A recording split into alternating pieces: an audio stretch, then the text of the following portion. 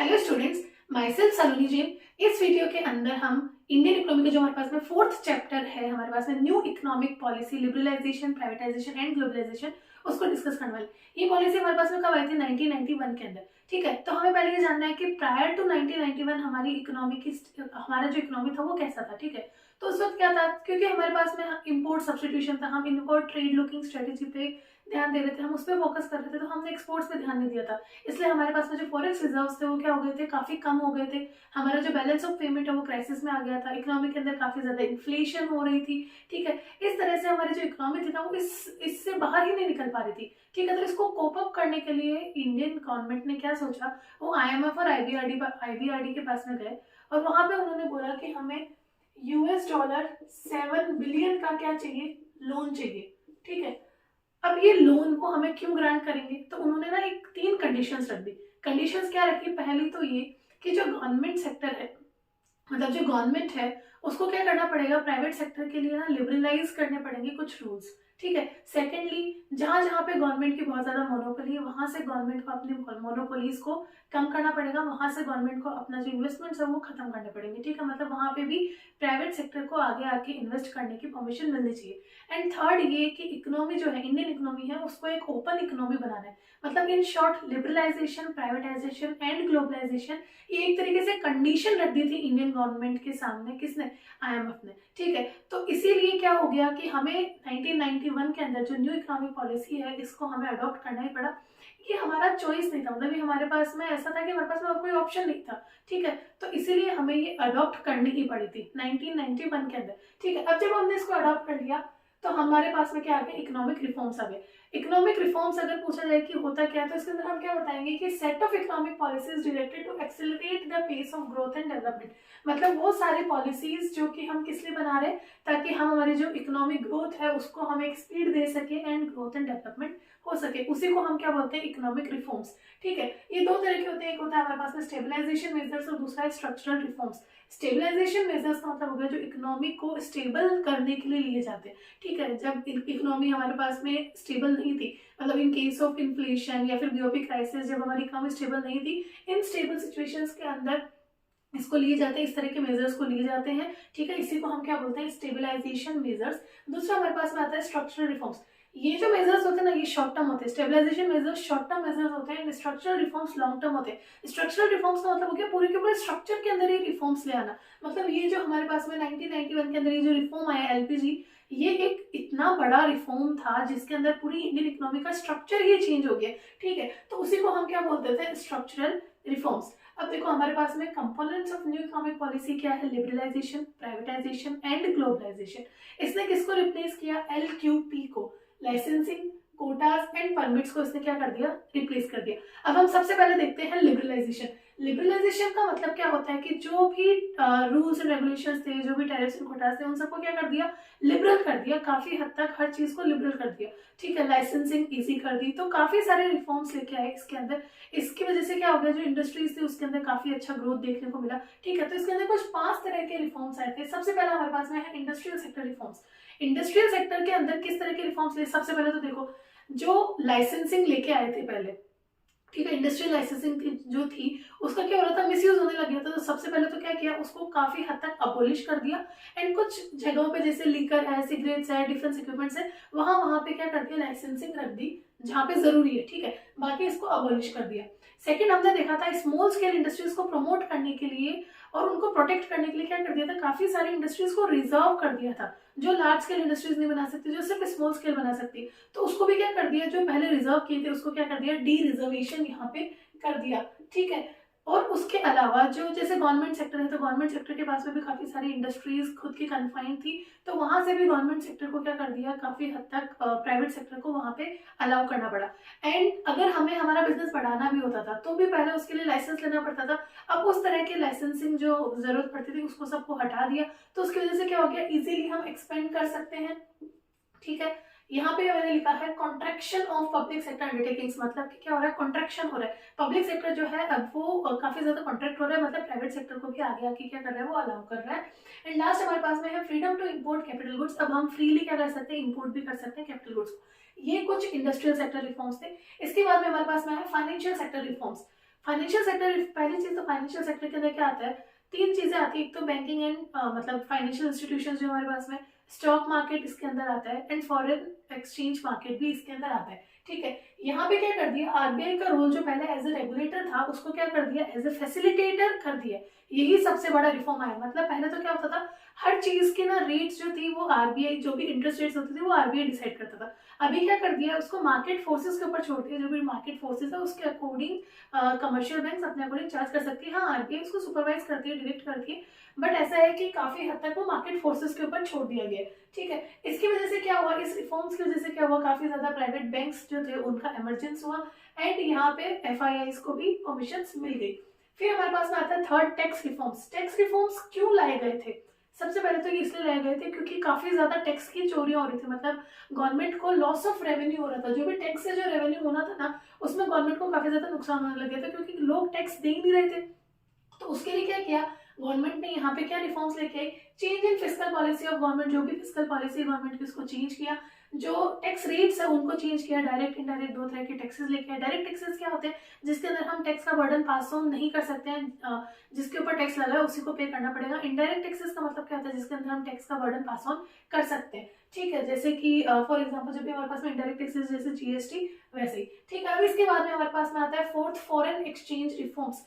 Foreign exchange reforms क्यों लाए गए, क्योंकि हमारे जो फॉरेक्स रिजर्व्स थे वो पूरी तरीके से क्या हो गए थे, डिप्लीट हो गए थे, खत्म होने लग गए थे, इसीलिए हमें फॉरेन एक्सचेंज रिफॉर्म्स की जरूरत थी। इसके लिए गवर्नमेंट ने क्या कर दिया, डीवैल्यूएशन। डीवैल्यूएशन का मतलब क्या होता है, अपनी जो करेंसी है उसकी क्या कर दी, वैल्यू को कम कर दी। और वो कैसे की, एक्सचेंज रेट को बढ़ा के। मतलब अगर पहले $1 ₹60 के इक्वल था, तो अभी $1 को क्या कर दिया गवर्नमेंट ने, चला के ₹70 कर दिया। मतलब एक्सचेंज रेट को क्या कर दिया, यहाँ पे बढ़ा दिए। एक्सचेंज रेट के बढ़ाने से क्या हुआ है ना, यहाँ पे एक्सचेंज रेट जैसे ही बढ़ी तो हमारी करेंसी जो है वो सामने वाली कंट्री के लिए चीप हो गई, एंड उसके चलते हमारे जो एक्सपोर्ट्स है वो शूटअप हो गए, वो राइज हो गए। जैसे ही एक्सपोर्ट्स बढ़े हमारे पास में फॉरेक्स रिजर्व जो थे वो और ज्यादा आने लगे। ठीक है, तो ये हमारे पास में जो रिफॉर्म आया था, ये क्यों आया था, क्योंकि हमारे फॉरेक्स रिजर्व पूरी तरीके से खत्म हो रहे थे।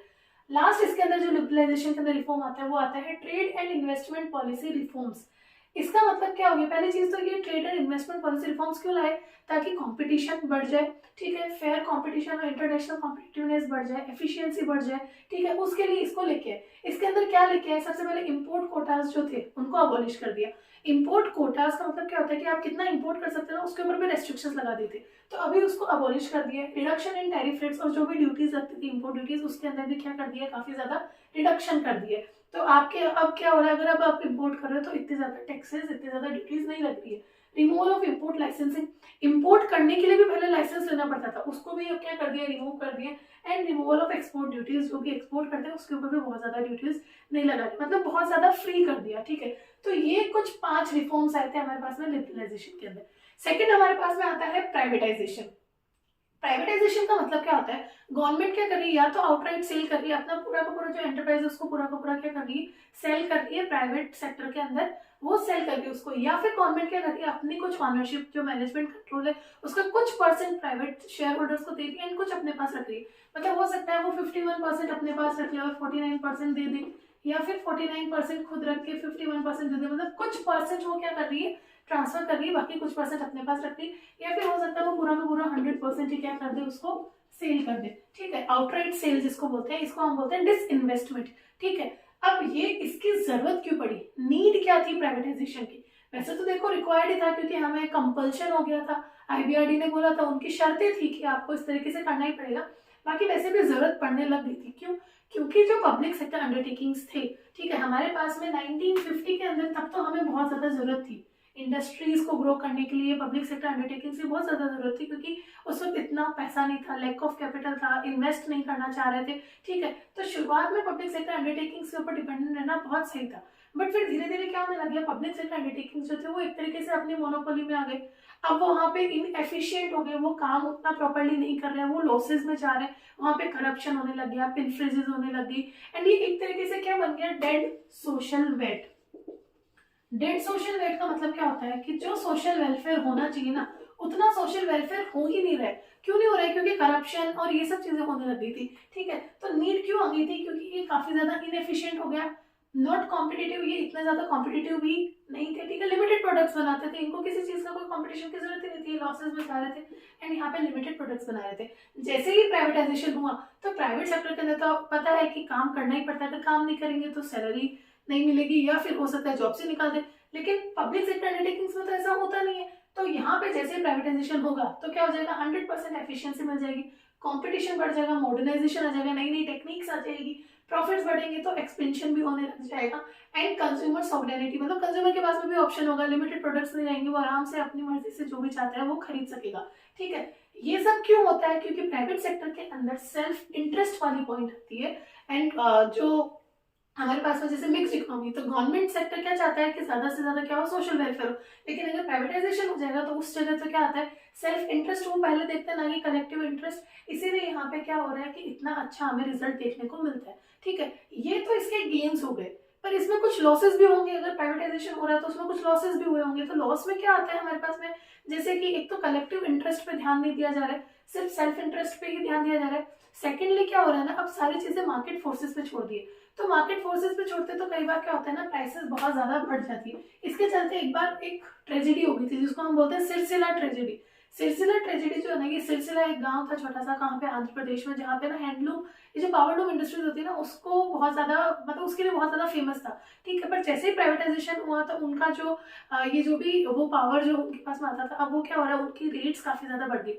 रेट्स के बढ़ने से क्या हो गया कि वो अफोर्ड नहीं कर पा रहे, तो उन्होंने क्या कर दिया, वर्कर्स जो थे उनकी वेजेस कम कर दी या फिर कुछ वर्कर्स को निकाल भी दिया। तो इसके चलते क्या हो गया ना कि कुछ अराउंड 50 वर्कर्स ने क्या कर लिया, वहां पे सुसाइड कर लिया। इसीलिए तब से ये फेमस हो गया सिलसिला ट्रेजेडी के नाम से, ठीक है। ये सब था हमारे पास में प्राइवेटाइजेशन के अंदर, इसके हमने बेनिफिट्स भी देख लिए और इसके हमने लॉसेस भी देख लिए। लास्ट हमारे पास में आता है ग्लोबलाइजेशन। ग्लोबलाइजेशन के अंदर क्या है हमारे पास में, ग्लोबलाइजेशन का मतलब हो गया कि हम हमारी इंडियन इकोनॉमी को ना ओपन करते हैं कि जो भी बाहर से कोई भी जो आना चाहता है वो यहाँ पे आके इन्वेस्ट कर सकता है, ठीक है। इसी को हम क्या बोलते हैं, ग्लोबलाइजेशन, मतलब एक फ्री ओपन इकोनॉमी हो जाए कि हाँ फ्रीली ट्रेड कर सके, ठीक है, उसी को हम क्या बोलते हैं, ग्लोबलाइजेशन। अब इसको करने के लिए क्या स्ट्रेटेजीज लेके आए, तो इंडिया के अंदर ग्लोबलाइजेशन को प्रमोट करने के लिए क्या स्ट्रेटेजीज आई। सबसे पहली है कि इंक्रीज कर दिया in equity limit of foreign investment. पहले ना जो फॉरेन इन्वेस्टमेंट थे ना वो 40% तक वो कर सकते थे, अभी ना उसको 51 से 100% कर दिया, कहीं कहीं पे कुछ लिमिट से, बाकी 100% ही उसको कर दिया, ठीक है। मतलब काफी हद तक एफटीआई जो है 100% ही हो चुका है।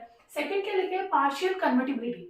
अब देखो यहाँ पे कन्वर्टिबिलिटी किस चीज की बात कर रहे होंगे, यहाँ पे बात कर रहे हैं कन्वर्जन ऑफ करेंसी की, ठीक है। हो क्या रहा है, जैसे कन्वर्टिबिलिटी अगर हो रही है तो हम बीओपी में देखेंगे कि जो बैलेंस ऑफ पेमेंट्स है उसमें हमारे पास में दो अकाउंट होते हैं, करंट एंड कैपिटल अकाउंट। तो करंट अकाउंट के जो ट्रांजेक्शन थे वो फ्रीली कन्वर्टेबल है, 100% आप उसको कन्वर्ट कर सकते हो, लेकिन जो कैपिटल अकाउंट के जो ट्रांजेक्शन है वो फ्रीली कन्वर्टेबल नहीं है, इसीलिए यहाँ पे इसका नाम आ गया है पार्शियल कन्वर्टिबिलिटी।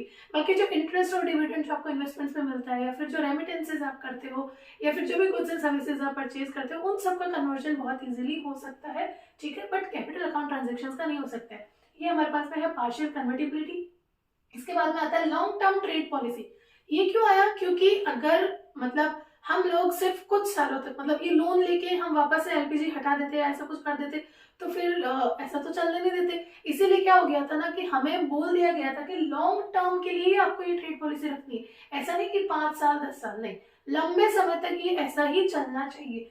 फिर है हमारे पास में रिडक्शन इन टैरिफ्स, हमें कुछ टैरिफ्स कम करने पड़ेंगे, जो भी इंपोर्ट ड्यूटीज थी, एक्सपोर्ट ड्यूटीज थी, उनको कुछ कम करना पड़ा, and withdrawal of quantitative restrictions. और जो कोटाज हमने फिक्स कर दी थी, मतलब आप इतना ही इंपोर्ट कर सकते हो, इतना ही एक्सपोर्ट कर सकते हो, उन सबको भी क्या करना पड़ेगा, रिडक्शन, उनको भी खत्म करना पड़ेगा, उनको भी कम करना पड़ेगा। ये सारी स्ट्रेटेजीज थी हमारे पास में ग्लोबलाइजेशन के लिए। तो ये हमारे पास में तीनों आ गए हैं। लिबरलाइजेशन जिसके अंदर 5 तरह के रिफॉर्म्स थे, प्राइवेटाइजेशन उसकी नीड क्यों क्यों जरूरत उसकी पड़ी, क्या उसके बेनिफिट्स थे, क्या उसके लॉसेस थे, फिर हमने देखा ग्लोबलाइजेशन में क्या हुआ, एंड लास्ट हमारे पास में एक चीज बचती है, वो है WTO, वर्ल्ड ट्रेड ऑर्गेनाइजेशन। ये कब स्टेब्लिश हुआ था, 1 जनवरी 1995 के अंदर इसके ऑपरेशन शुरू हुए थे अंडर मरकश एग्रीमेंट, जिसको किसने साइन किया था, 123 कंट्रीज ने साइन किया था। इसने किसको रिप्लेस किया था, गेट को रिप्लेस किया था, जिसकी फुल फॉर्म क्या है, general agreement on tariffs and trade.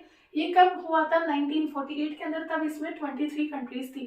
2016 के अंदर अभी WTO के अंदर 164 मेंबर्स है। इसके मेन ऑब्जेक्टिव्स क्या थे, मतलब WTO क्या फैसिलिटेट करता है, फ्रीली ट्रेड कर सके, बायलैटरल एंड मल्टीलैटरल एग्रीमेंट्स को ही फैसिलिटेट करता है। बायलैटरल एग्रीमेंट्स का मतलब क्या होता है, दो कंट्रीज के बीच में जो भी एग्रीमेंट्स हो रहे हैं। एंड मल्टीलेटरल का मतलब हो गया एक दो से ज्यादा कंट्रीज के बीच में क्या हो रहा है, एग्रीमेंट्स हो रहे हैं, ठीक है। उसको फैसिलिटेट करता है, फ्री ट्रेड करता है, कंपटीशन को प्रमोट करता है। एंड अब अगर सारी इकोनॉमीज आराम से एक ओपन इकोनॉमी बन गया, पूरा वर्ल्ड एक अगर ओपन इकोनॉमी बन गया है, तो जो रिसोर्सेज है, जो वर्ल्ड रिसोर्सेज है, उनका भी क्या हो रहा है, ऑप्टिमम यूटिलाइजेशन हो रहा है। यहाँ पे हमारे पास में एलपीजी का डिस्कशन तो हो गया। अब इसके अंदर एक चीज बचती है, वो है गुड एंड बैड इफेक्ट्स। ये बहुत इंपॉर्टेंट है, ये हम नेक्स्ट वीडियो के अंदर डिस्कस करेंगे, ठीक है। एंड इससे पहले जो 3 चैप्टर्स थे उसके रिवीजन वीडियोस के लिंक्स मैं डिस्क्रिप्शन के अंदर आपको दे दूंगी। That's it for today. अगर आपको मेरा वीडियो अच्छा लगा तो please like, share and subscribe. Thank you.